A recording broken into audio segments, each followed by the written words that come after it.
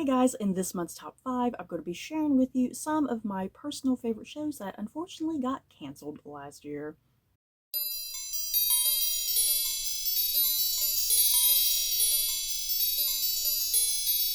So this is actually part 4 in my series that I've been doing. I've kind of been doing this like every year around May or so for my top 5 videos that I do. This is part 4 in my series that I've been calling canceled TV shows, because there's a lot of canceled TV shows every year, and there's always those couple that I'm very irked and irritated about.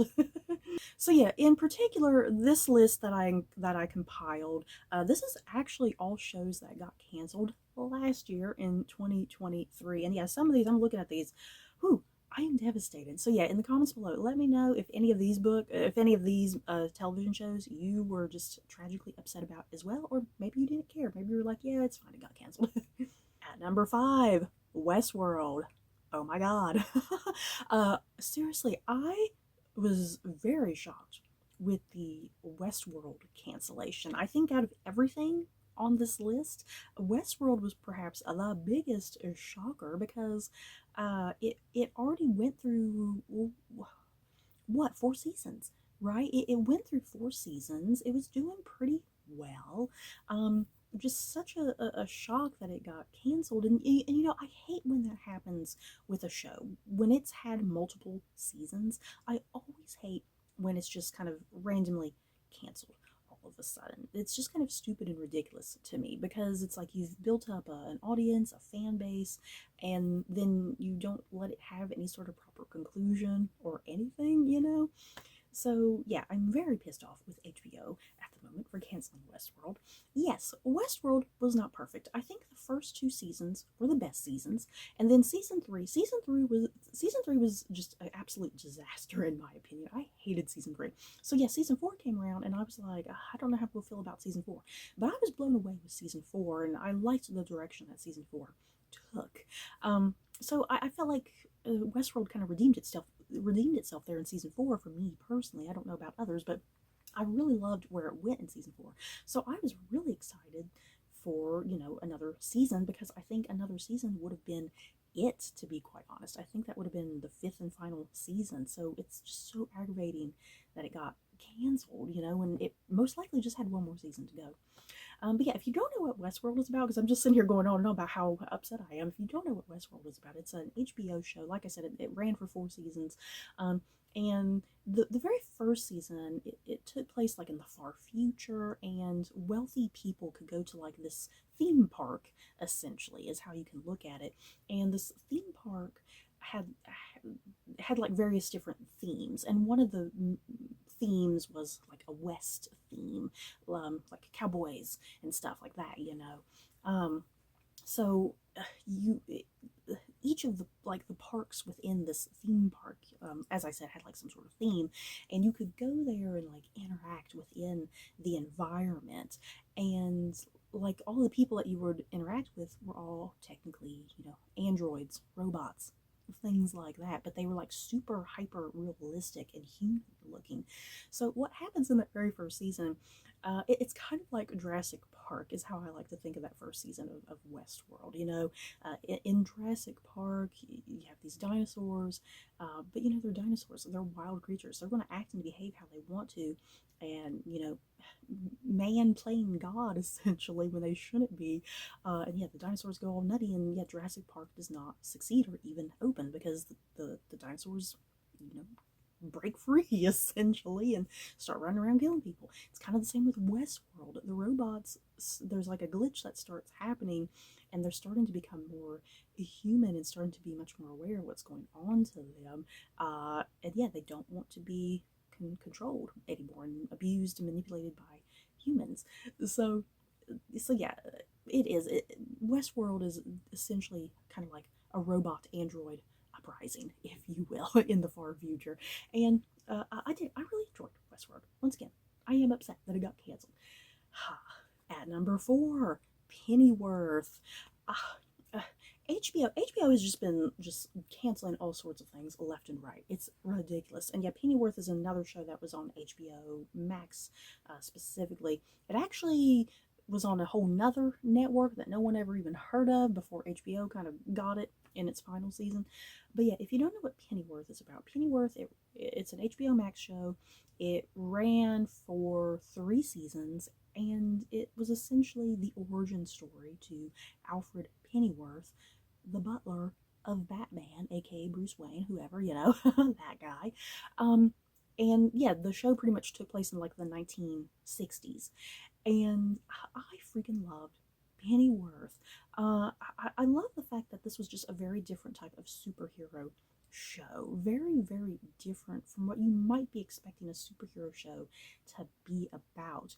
Pennyworth had just a wonderful kind of, I don't know, kind of like a noir sort of mood and tone and feel to it. Just kind of really atmospheric and I think highly humorous in places. Yeah, just this really nice 1960s aesthetic going on and whatnot.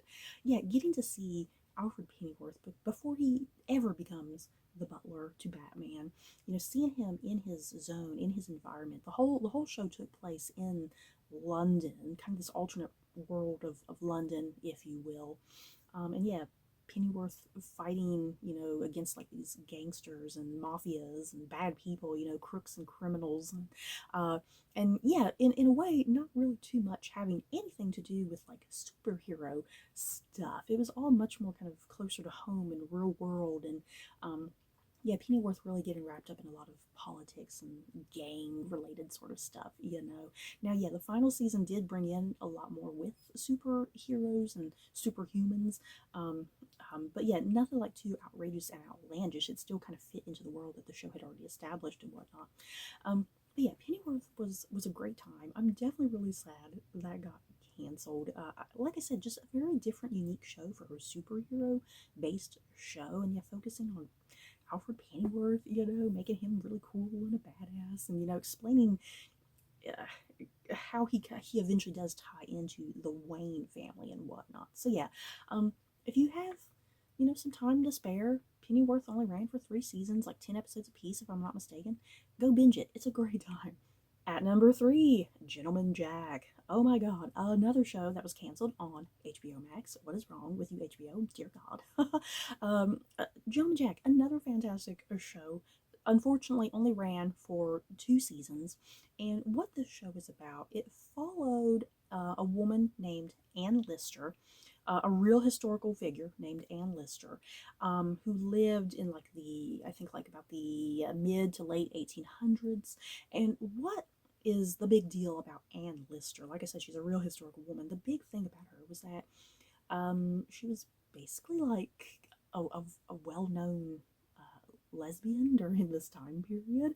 And yes, she left behind a journal that is very hard to kind of read and decipher. It's like a lot of it's done in code. And it's kind of only been in recent years that I think people have been able to kind of figure out what some of the coding and a lot of it means, kind of deciphering certain things about it. Yeah, I had never heard about Anne Lister, never. I love the fact that this show was made, even though it only ran for the 2 seasons. I'm just glad and appreciative that the show was able to kind of just introduce this woman to the world. It's a real historical figure that I don't think a lot of people have any knowledge about. And yeah, and yeah, she was an incredible woman, kind of how the show portrays her. She's just a really incredible woman, played wonderfully by Saran Jones in the show. Saran Jones, she needed all of the awards. I don't know why she did not get all of the awards for this role. But yeah, Anne Lister was just a really strong, independent, strong-minded, strong-willed woman. And yeah, she dressed like a man, kind of spoke like a man. Yeah, she didn't care what high society thought about her. That was the thing too. She was a woman of wealth and privilege and whatnot, and yeah, she didn't give a damn what other people in her station thought about her. She kind of just did what she wanted to do and say what she wanted to do, and yeah, run her business how she wanted. So yeah, I'm just so frustrated Gentleman Jack got canceled. Once again, another show that I think maybe just had one more season to go, and then it would have just come to its natural conclusion before a cancellation. But yeah, anybody else watch Gentleman Jack? Because I feel like it's one of those shows that not many people have even heard about. But yeah, it is still on HBO Max at the moment. Like I said, 2 seasons. You should binge it pretty quickly. At number 2, Becoming Elizabeth. Oh my god, another one I was frustrated with. I'm going to say that about all these so far, you guys. Becoming Elizabeth ran for 1 season on the Starz network, and as the title suggests, this is about a young Elizabeth Tudor before she becomes Queen Elizabeth the First of England. And y'all know I love the Tudors, and I love Queen Elizabeth the First more. I liked this show. I really liked it. There was a lot of kind of back and forth with the show, kind of the camp of people who really liked it, the camp of people who just really hated it. But I thought it was quite good. I liked it. And yeah, this time period that the show was exploring, a lot of times is not done that often in Tudor historical fiction, whether that's through books or movies or television or whatever. It was exploring a young Elizabeth Tudor before she becomes queen, and yeah, kind of this time period directly after the death of her father, King Henry VIII, and yeah, all of the turmoil that transpires from his death, because you have all of his children who I think all kind of feel like, hey, I should maybe be the one who is ruling England, you know. But yeah, the rightful heir at this time was obviously Edward, who becomes King Edward the sixth, right? No, or fifth. I'm getting confused. I can't get all the numbers. There's so many Edwards. I get all the numbers confused. I think it's Edward the sixth. So yeah, her brother becomes king. And yeah, if you know your history, eventually he only rules for a couple of years, and then yeah, her sister Mary Tudor becomes queen, and then yeah, Elizabeth herself becomes queen. And yeah, in between there, you guys, between Edward and Mary is the whole Lady Jane debacle. And so yeah, even Lady Jane Grey is a main character in this first season, which I was just so looking forward to, because season 2 is definitely going towards the Lady Jane Grey story and whatnot. So yeah, I just loved the historical fiction aspect of this show, because yeah, the show definitely does take its liberties here and there, but yeah, none of the liberties particularly bothered me. I understood why they were doing what they were doing. You know, they gotta tell a good story at the end of the day, or because if they don't, it's just gonna be boring. Yeah, I liked Becoming Elizabeth. I was really frustrated that it got canceled, because I was really looking forward to another season, because I think they were going to probably do it in like a 3 season sort of thing, because I kind of had it all mapped out in my head what they were probably going to do. And yeah, alas, I didn't get to see any of that. And at number 1, yeah, guys, 1899. Dear freaking God. Netflix. We need to talk Netflix. Okay, Netflix. I'm super pissed. 1899 aired on Netflix. If you can't tell from me repeating Netflix over and over again, take a drink every time I say Netflix. 1899, how to describe 1899? 1899 is a wild experience of a show, I shall say. Very genre bending. Done by the people who did the television show Dark, which is a German show. And I need to watch Dark. After watching 1899, I need to get on top of Dark, you guys. What 1899 was about, it took place in the year of 1899, as the title suggests, and it's all on a ship at sea. And of course, all hell breaks loose on this ship at sea. And the big thing about the show is the fact that it was a multilingual show with characters from all sorts of different nationalities. You had people who were from Britain, you had people who were from America, you had people who were from France, you had people who were from Asia or from Denmark or places like that, you know. I loved the diversity of this show, the fact that it was multilingual, multinational, and whatnot. It just really added a lot of depth and interesting aspects to the show that was explored. Because yeah, that was another big part of this show. Because when all hell does start breaking loose on this ship, yeah, there's a big, massive language barrier going on, and yeah, there's a lot of kind of translating that has to kind of go around, like in circles, you know, people who can speak different languages trying to help other people, you know.